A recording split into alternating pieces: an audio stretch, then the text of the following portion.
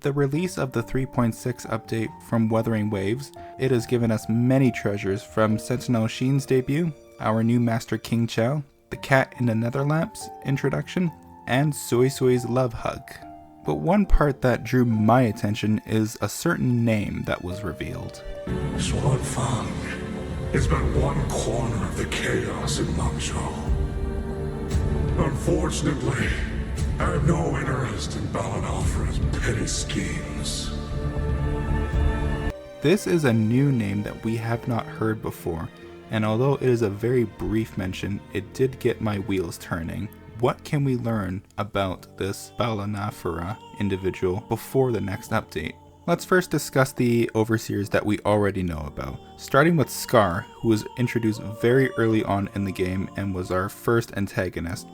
Then we had moved on to Frolova, who also had somewhat of a small part to play in the first chapter, but once we got to Renacida, that's when she had a much bigger role to play. Then, at the same time, we were introduced to Cristoforo, who had a major part to play in that area of the story.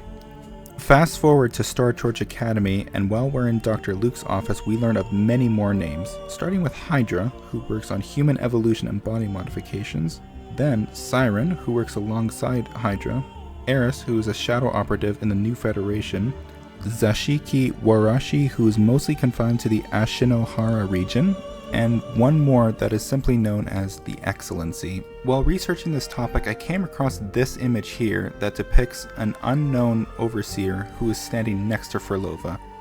We will use that image as reference because there is a chance, however small that it may be, that it could be Balanophora.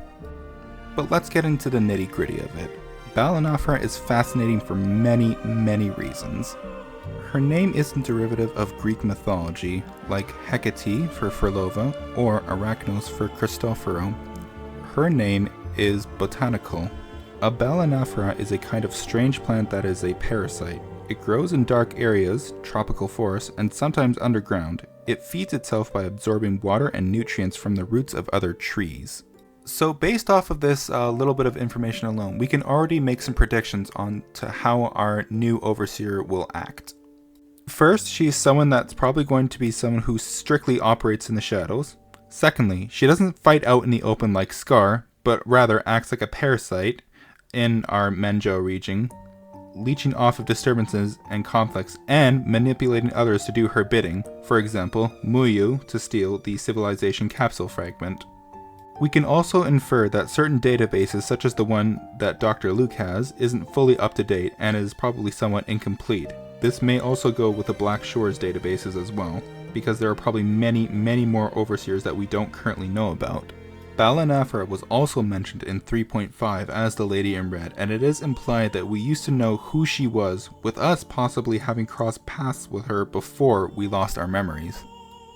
Now, I will say this is mostly a theory building off of the little established lore that we have about her, so there is a chance that I could be completely wrong and she acts completely differently, she looks completely different, but, you know, this is how we build off of it.